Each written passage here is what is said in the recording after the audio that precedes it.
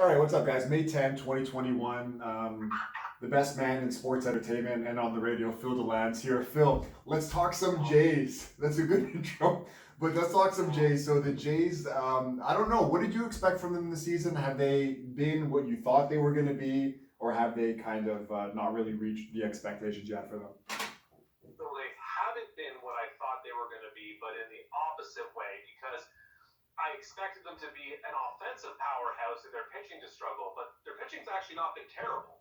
Like, Steven Matz has been roughed up the last couple of starts, but he's still 5-2. Like, his ERA's kind of ballooned. But then you look at Hyunjin Ryu and Robbie Ray, both have ERAs in the low threes, which is incredible. Like, you expect that from Ryu because that's who they signed him to be. But Robbie Ray's had a bounce back. I attribute that to his extra small uniform he likes to wear. It's a little tight, isn't it? It's a little snug. Like, I get it that you lift and you want to show off that you work out, but, I mean, maybe a size up might not hurt. Would you call that an extra medium? Is that what size he's wearing?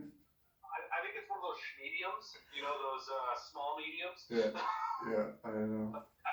If it's working for him, then, you know, good for him. And I know their bullpen's been really good. They just had Pearson throw, and he got kind of roughed up, but I don't know what to make of him just yet. But I know their bullpen's been pretty good. Starting pitching's been really good. It's been their offense that's kind of not really clicked for me, other than like Vladdy Jr. and Marcus Semien, who are both, like, Semien is having a great season to start. He's hitting around 260, I want to say. Vlad's still hitting over 300, which you kind of expect. He's in a bit of a slump right now, but the rest of it is where I think it needs to be. You know, we need to see Teoscar Hernandez come back to where he was, you know, when he won the Silver Slugger Award. I know he was hurt. Same with Gurriel Jr. You expect a little bit more of him as he starts to mature. And they need more help at catcher, like offensively, because Danny Jansen's been terrible. He's been garbage. Like, he hit 3 home runs in 3 straight games, which is fine. But I think he's maybe finally cracked batting over 100 finally after going 0 for whatever it was, 35 or something stupid. Like, and it's funny because I remember reading about him when he was coming up that he was supposed to be the opposite. They're like, okay, he'll hit you, you know, he'll be a good offensive catcher, but defensively he's not very good. Like, he's not going to stop a lot of balls. So they worked a lot on his defense behind the plate and his pitch framing. But and he's been great. Offense has now struggled. You know, so it's like, and Kirk was showing signs of being a better offensive catcher until he got hurt. I think it's because he's got such a small strike zone because he's so little. He is, yeah. He definitely squats 5 plates. Oh, for sure. Absolutely he does.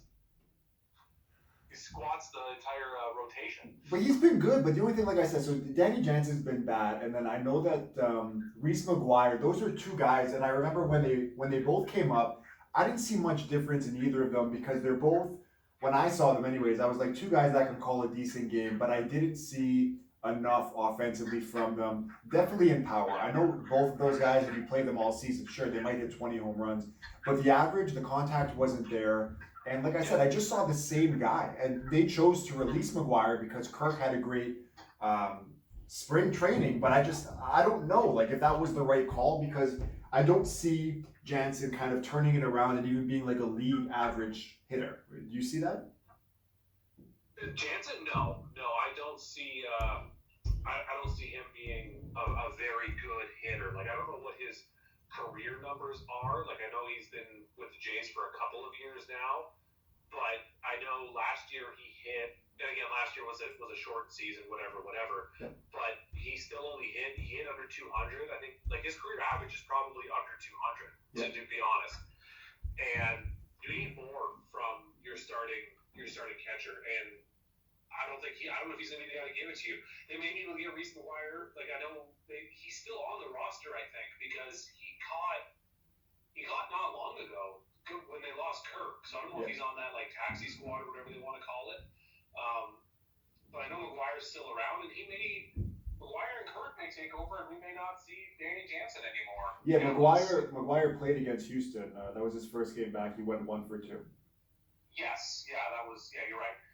You know, and even if he hits marginally better, even if he's hitting in like the low 2s, it's still better than what Jansen's been giving you. And I feel bad because Jansen was kind of one of those catchers that I was super excited to see because they had such depth at that position in their minor league system, and it just hasn't panned out. That's why I wasn't sad when they let Russ Martin go, because it's like, okay, he's older, he's not as mobile behind the plate as he used to be. He's not as offensive as he used to be. So okay, so he can let him go because they've got such depth at catcher. I just don't see McGuire picking it up. I hope I'm wrong, but I don't see it over the last couple of seasons. I guess so we'll go through the lineup here. So there's Simeon, Bo.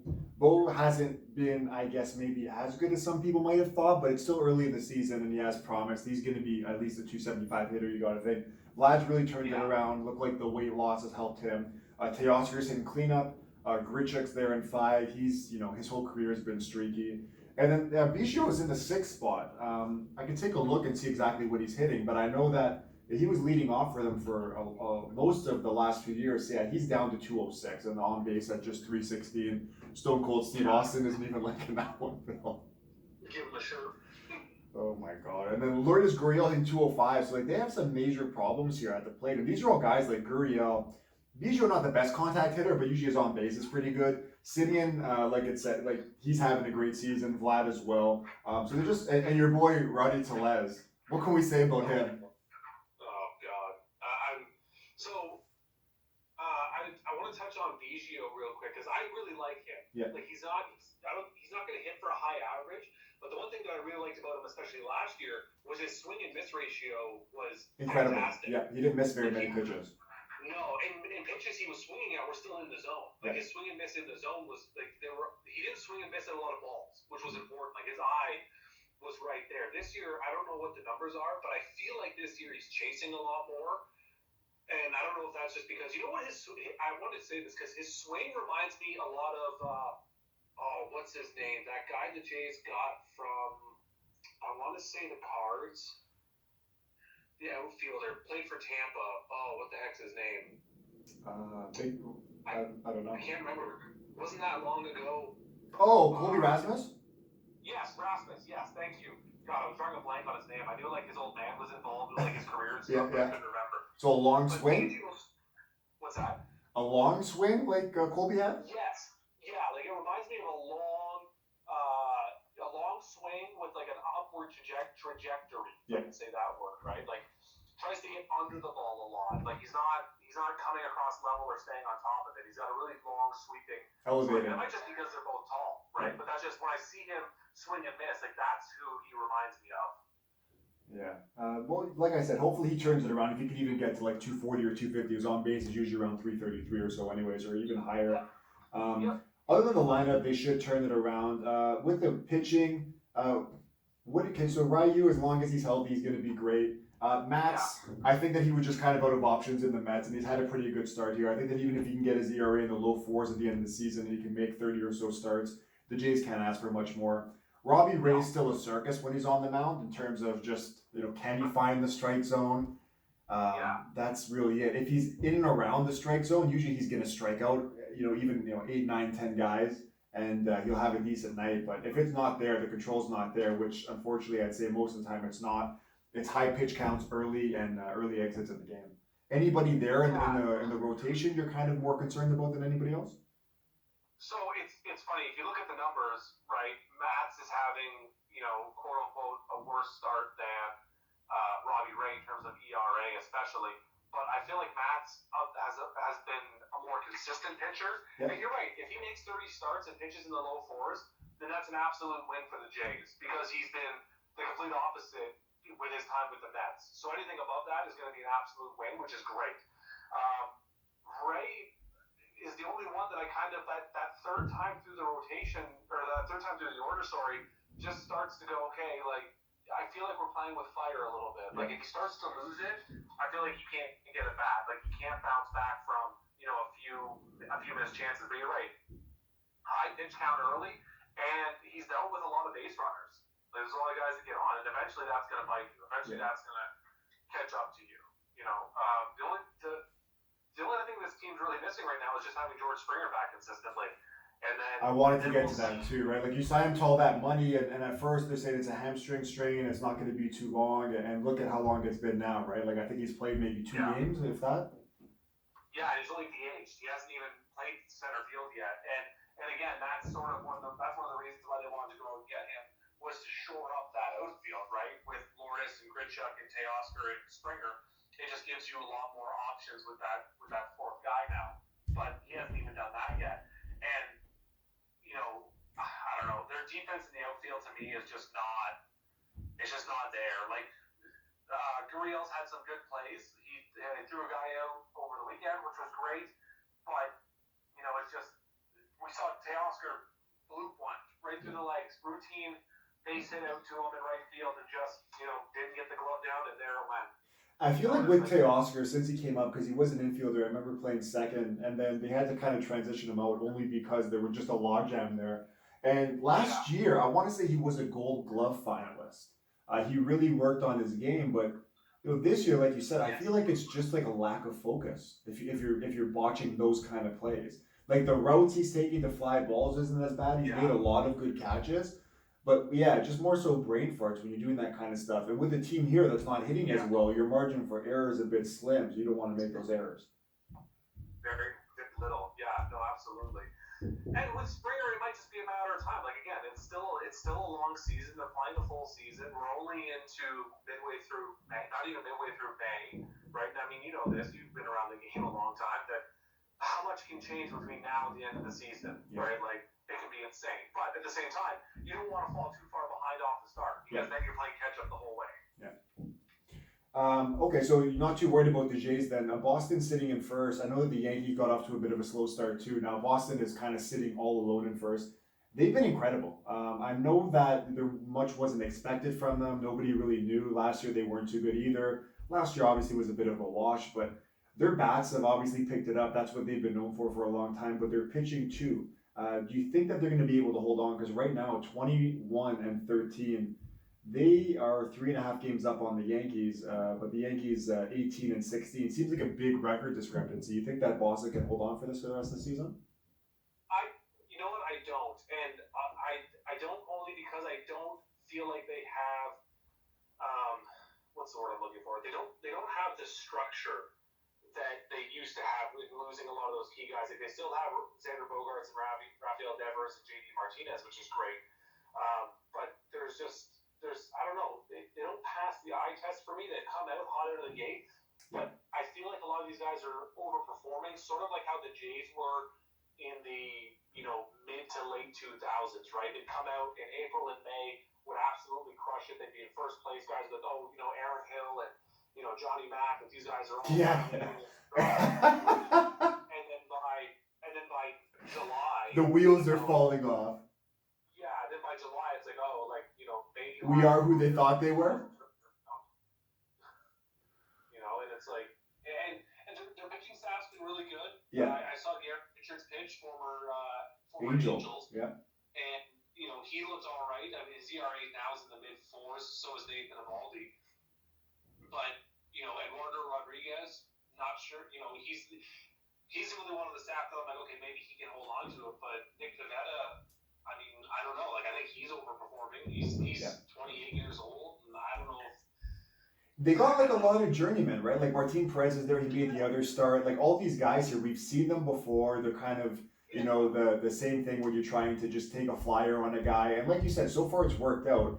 None of them are great. Like Perez got the win last game, 5 innings, 4 runs. But like you said, like these are a lot of guys: Garrett Richards, Perez, Rodriguez. That Rodriguez has been there for a while, coming off that Tommy John. But a lot of these guys question marks, and there's definitely no ace on this staff. And I know Eovaldi would throw like 100, but even him, like that guy can just go haywire at any time, right? That's what I say. Like with the Jays, you look at it, okay, reuse the ace. The Yankees, it's Garrett Cole, right? There are guys that stand out as being like the number one, and the Red Sox don't necessarily have that, which has worked before. It's absolutely worked for teams in the past that don't have an ace. The catch is that those teams usually have 3 or 4 guys that could be aces on any other team. Yeah. Right? I don't see that with the Red Sox, and I feel like by the end of the season, their offense is going to be limited to Xander Bogaerts, Rafael Devers, and maybe JD Martinez. I feel like outside of that, it's just going to be, like Hunter Renfrew. He's another journeyman. But then Kike Hernandez has been pretty good for them too. I like him.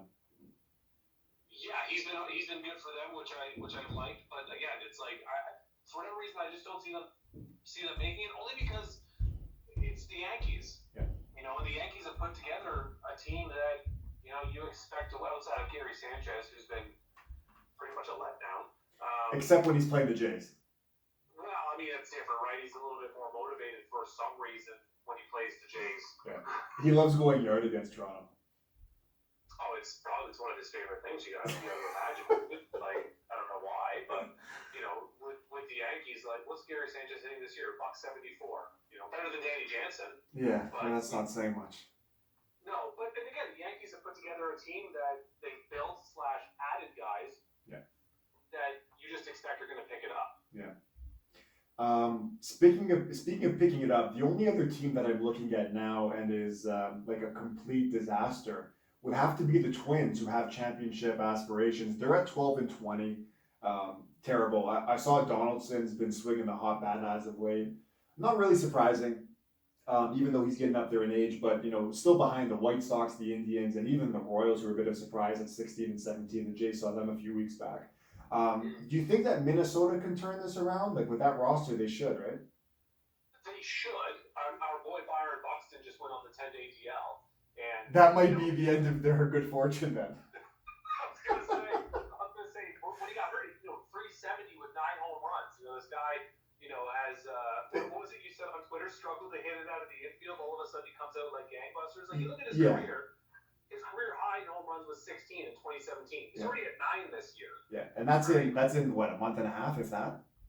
Yeah, exactly, right? Like for whatever reason, he just decided to click. I don't know what. Well, he channeled his inner Barry Bonds. It seems like, right? Like a young Barry Bonds in the outfield, just going yard, a skinny Barry Bonds. Yeah, exactly. Maybe he's been talking to somebody. I don't know, right? But you look at the Twins, and they're another team that's got some journeymen, right? Josh Donaldson, Anderson Simmons. Like there's guys that have been around, right? Miguel Sano's another one, but I expected more from them, and I don't know why. They've signed a couple of former Jays with Jay Happ and Matt Shoemaker, but I mean Shoemaker's not, he's got his ERA over 6. Yeah. Jay Happ's been pitching well. He's at 384 on the year, but again, Pintar Pineda's and Kenta Maeda's there. Pintar Pineda has been one of my favorites for a long time, Phil. I showed you that Facebook memory, right, on the Yankees when they had to call him out. The umpire said, "You got to get out of here." Oh, you got to go. Oh, yeah. Oh my God, Nectar. Yeah. But the staff looks better going into the season, right? Pineda, Kenta Maeda, Jay Happ, Matt Shoemaker. You're like, okay, this is a staff. A bunch of threes, right? Like it looks like there's a bunch of 2s and 3s there. Yeah, right. Jose Barrios is another one.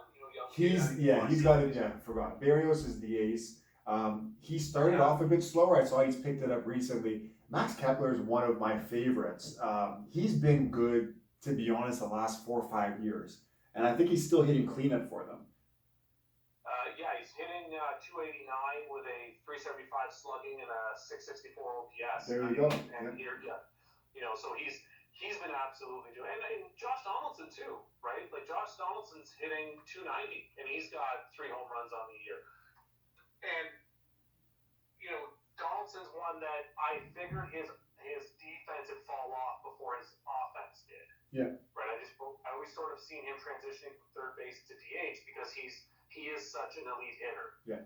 I just expected more from their staff, I guess, and more from their offense because they're a team that over the last few years has quietly sort of built their way into it. Yeah. And it's just for whatever reason, it's not worked out. They've got Rocco Baldelli managing them now. I think he was in the Jays system for a while, but they had what's his face managing them for a few years before they let him go. After Gardenhire? Yeah. Oh God, I'm drawing a blank. I'm looking like an idiot right now. Same, but that's it okay. doesn't matter. Yeah.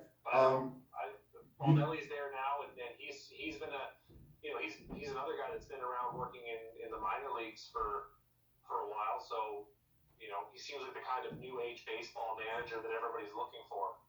Yeah. Do you think that they're going to end up turning around? Do you think that it might be a lost season for them? think they can turn it around only because I don't. Outside of the White Sox, the rest of the AL Central's, kind of up for grabs aside from the White Sox and the Tigers, right? The White Sox are the ones that they're really pushing to, show that, okay, we can be a contender again and we can do it. But the Indians, Royals, and Twins, those three right there, I feel like by the end of the season, you could exchange any one of those three and, be like, okay, yeah, that makes sense, right? That's where they'll finish. So Phil, you can't see it, but I got my Dodgers jersey on. They finally managed to win the World Series last year. Now I know there's an asterisk with it because it was, the COVID season. Now they started off incredible. I don't remember exactly what it was, but I want to say they were like 15 games above 500. Fast forward now, they're sitting in third place in the NL West, 18-17. They just slapped the Angels and then got slapped last game.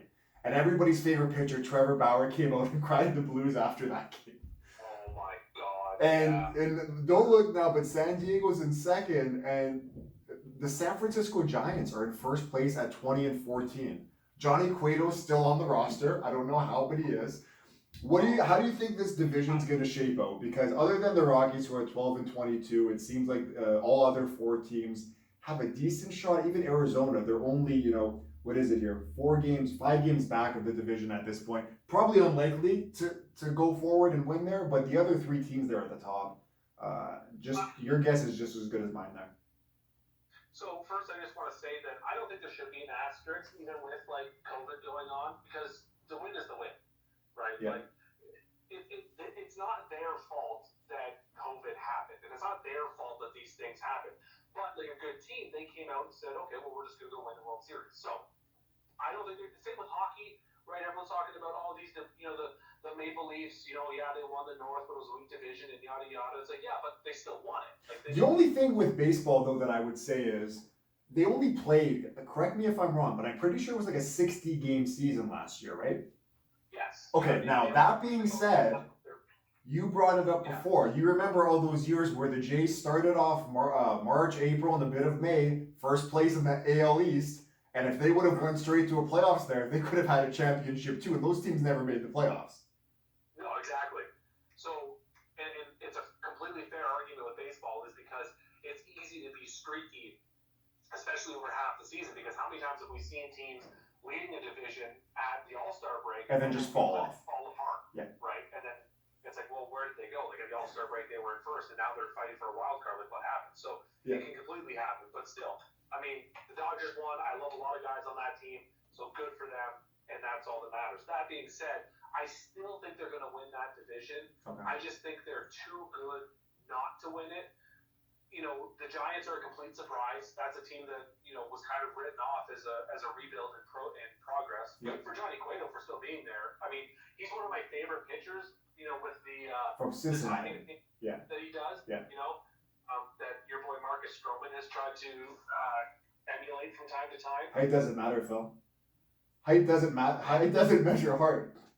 It doesn't matter when you're, under 6 foot and throw a flat fastball to the plate. It doesn't. Okay. Just want to make sure we're on the same page. And Kevin Gausman has become an ace. Yeah. He was a write-off from Baltimore. He had some good times there, and then he went to the Braves. And the Braves, they caught lightning in a bottle for maybe about a season, going into half of when they got him at the deadline the next. And then, they released him. And now with the Giants here, I think he's in his second season there, looking legit.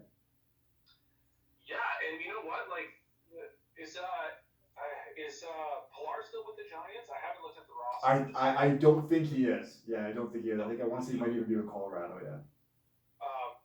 Buster Posey, I'm still surprised to see catching, because I know they were talking about him moving to first base years ago with his concussions and his head problems, but he's 22 games in, hitting 400, 760 slugging, so good for him. On base 471, those are great numbers, yeah. Yeah, he's got 8 home runs on the year, right? Brandon Belt, I've always liked Brandon Belt, and Crawford too. Crawford's another one, fantastic hair. Crawford reminds me of Swansby. He really does, yeah. The hair and the defensive play, they're both incredible. Yeah, the hair defensively, absolutely. And then Longoria, 35, hitting hitting 281 with 4 homers on the year. Good for him. I liked the deal they made to get him out of Tampa. Who else is on their staff now? I was just looking at the other day. A couple of guys that were on. Phil, Aaron Sanchez is on the roster. Did you say he is or isn't on the roster? Aaron Sanchez is making starts for them, yeah. Oh, good for him. 3.18 ERA.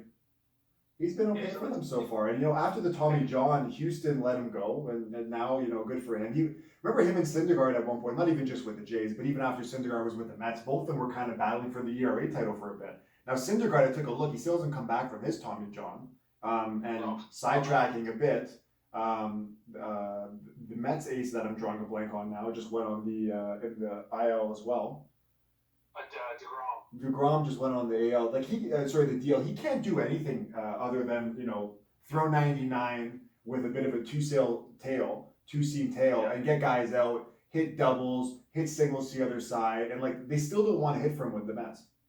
No, they don't want to give him wins. It reminds me of Roy Halladay with those Jays that we talked about. Yeah. Right, guy goes out and throws a complete game, gives up 1 run, and they lose 1-0. Oh, it was. I remember just being so frustrated and I remember when they traded him to the Phillies, and I had a couple of friends that were like, I can't believe they got rid of him. He had to go. Yeah. It was a disservice to keep him. Yeah. But just getting back to the Giants, Anthony DeSclafani, he's a guy that I had my eye on in a few keeper leagues, and had him early. He's throwing 240 right now for an ERA. He's a guy that could absolutely end up being an ace. Kevin Gausman, having a stellar start too, 3-0 at a 197 ERA. This team's staff has come out like gangbusters. It's just a matter of whether or not they can hold on. That's the thing. Yeah. So with the Giants, I was gonna say can their pitchers who seem like most of them are reclamation projects? We went through the list. Sanchez being one of them. Gausman, DeSclafani. Yeah, all these guys reclamation projects. Can they sustain that for the full season? And then also their lineup, right? We went through Posey and these guys, Longoria. These are all older guys that are having good starts to the season. And in a 162-game season, is it likely that keeps up? Well, look, they're an older team, right? The only guy on their starting lineup right now that's under 30 is Austin Slater at 28. Buster Posey 34, Brandon Belt 33, Brandon Crawford 34, Longoria 35, right? So you got to think at some point, it's weird that I'm saying that 35 is old, but that's not the point. Over the course of a full season now, you're asking these guys to stay healthy, and I don't see it happening. The Dodgers are another team that, a lot of their guys are also over 30, but they've also got a track record. Mookie Betts, right? Mookie Betts, and Will Smith catching behind the plate, who's been, I think he's hitting around 240 or 250 this year. Right, so and they've got the track record, so it's just a matter of whether or not the Giants can stay healthy throughout the season to keep it going. I still think the Dodgers are going to win the division at the end of the day, with the Padres right there. The Padres. That's what I was going to say, right? It'll be the Dodgers and Padres down to the wire again. That's how I see it playing out. All right. Any other teams there in the NL you wanted to touch on? Not really, other than the disappointing. Braves season. I expected them to come out a lot hotter than 17-17, but I still think they'll turn it around as well. That's your boy Alex Anthopoulos' team. Yeah, well, 1.5 games out early, and like we said, as long as you're not in a hole, right? Washington at 13-17. It's not even that they're only 3.5 games back. You just watch them. The pitching's rough. We saw Corbin at the beginning of the season. I know we're talking about that, how bad he's been. They just have, some injuries, some guys that just aren't performing well, and you don't see really light at the end of the tunnel there. But all the other teams, even the Marlins, so we can talk about their rotation, how good they've been. They're not really scoring the runs right now, but even them, 3 games back. And if the Marlins ended up winning that division, we've kind of had these jokes before. They do win the World Series maybe every 10 years. Would it be a surprise if they made the playoffs? They made it last year. I mean, it wouldn't be a surprise.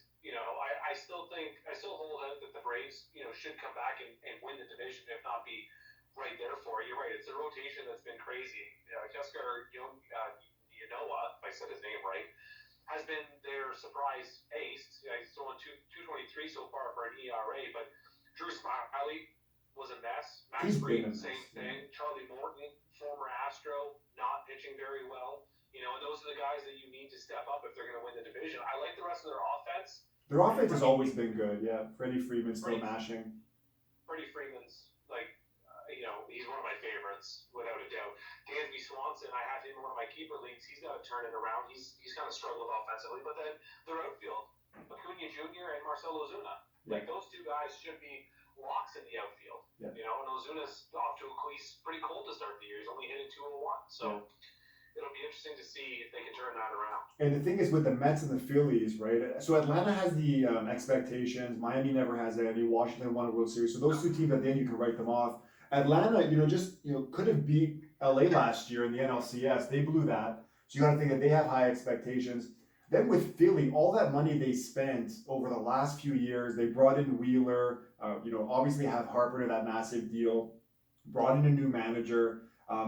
They have huge expectations, and then the Mets, right? Like the Mets just went out and signed Lindor to that massive deal, and the expectations, obviously, when you're signing that kind of deal, is to be incredible day in day out, defensively and offensively. He hasn't been yet. We know that he's elite on both sides of the ball. Him and Seager have really been the best shortstops. I want to say best young shortstops coming up. With the Mets and the Phillies, those teams, if they don't make the playoffs, people are probably going to lose their jobs, right? I mean, I would think so at this point, especially the Phillies with getting Bryce Harper, right? Like that was the big one. And I mean, look, I've always sort of thought that Bryce Harper he's a really good player. He's a great player for sure. Is he one of the greatest in the game? No, I don't think he is. Yeah. Right? A lot of people like to compare him to Mike Trout, but you can't. And Mike Trout's the greatest baseball player on the planet Earth right now. And for some reason, Bryce Harper's name gets thrown into that conversation, and I don't think that. It should be. But that being said, the Phillies threw a pile of money at him. And they've got like Rhys Hoskins. Rhys Hoskins is he's a great up and coming first baseman. Yeah. They added Gene Segura and Didi Gregorius. Gregorius is kind of showing what it's like to not hit at Yankee Stadium with that short porch in right field. That's starting to show a little bit. And Lindor's been a complete bust to open the season through 28 games. He's hitting under 200. And again, he's an elite hitter. That'll come around. He doesn't spend 5 seasons with Cleveland putting up those numbers by accident. So that's going to come around. But again, having him, DeGrom, and Marcus Stroman on the mound in there as well. These teams don't at least make a wild card, somebody's going to get fired. And I was just going to quickly, with Harper and Trout, when those comparisons were happening, I want to say that was around 2013, 2014, when they were both kind of coming up. And back then, the numbers were pretty comparable. And they were both around, early to mid-20s. It's just Harper hasn't shown the average yet. He still hits those massive bombs. He has the power to go to the fifth deck, but he just hasn't shown that consistently. And, in the outfield, big arm. I'd say average to above average, but Mike Trout, who's comparing themselves to Mike Trout? Maybe when his career is done, the best player of all time, right? Yeah, that's what I mean. Harper's best year was 2015 when he won his MVP, right? His slash line that year was fantastic with 42 home runs. But before that, and even outside of that, he's cracked 30 home runs twice. Other than that, he's hit under 30 home runs, and he's only hit over 300 once. That's wild. For a guy with that kind of contract, hasn't been a complete bust, but hasn't really lived up to it, right? No, exactly. What we're going to do now, we're going to take a quick break. We're going to come back and we're going to talk about Phil lifting heavy objects in the gym.